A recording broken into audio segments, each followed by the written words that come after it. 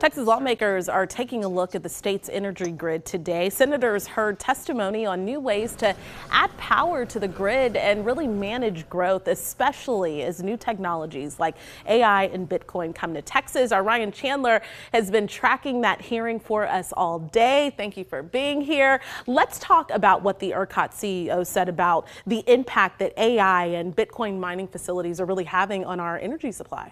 Well, the big takeaway is these things use a lot of energy. When you think about a Bitcoin mine, we're not talking about a hole in the ground. We're talking about a massive facility stacked to the brim with very powerful computers. These things can use enough energy to power hundreds of thousands of homes. The CEO of ERCOT, Pablo Vegas, said today that just one of the processing units used to power AI uses as much energy as a home does in an entire year. Oh, wow. So when these come on the grid, it puts a major strain on our resources, and it just requires that much more from our energy supply. So there's a real question now from state leaders about how we should be prioritizing our energy, whether it goes to homes or these major businesses, and how we can better dictate where that energy goes. And thanks for bringing that up, leading to the next question. What did Texas do last year to really make sure that we had enough energy? Speaking of prioritization. This was a major priority, right? We all remember all too well the winter storm that knocked us out of power for a week. And ever since then, lawmakers have been trying to shore up our grid. The major thing they did last session was establish the Texas Energy Fund, which we actually approved on our ballots last November. And this has turned into an investment of almost $40 billion now to provide loans to oil and gas companies to really incentivize them to build up more power in our state.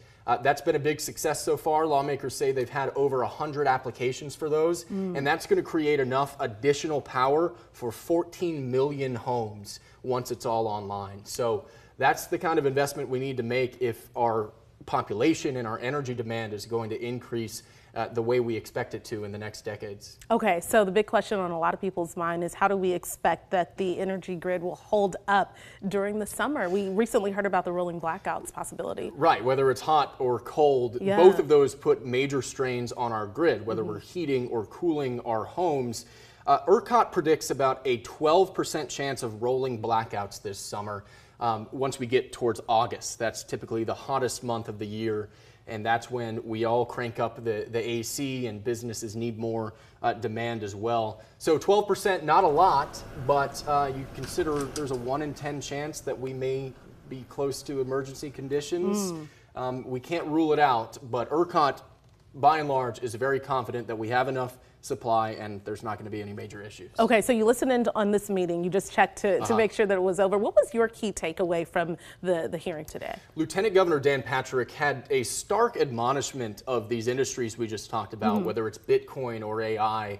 He said that he was very surprised to hear just how much demand that they put on our power grid. And he said that we may need to look into regulating, and he alluded to maybe some possible limitations on how much energy these industries can use, because he said, look, these are very niche industries that don't employ a lot of people, and we should be prioritizing this energy for homes and small businesses rather than let these select few companies use so much energy. So that's going to be something we're tracking very carefully, and it could really shake up the whole industry if they do choose to pursue those actions next session. All right, as always, Ryan Chandler, thank you for being with us. Thank you.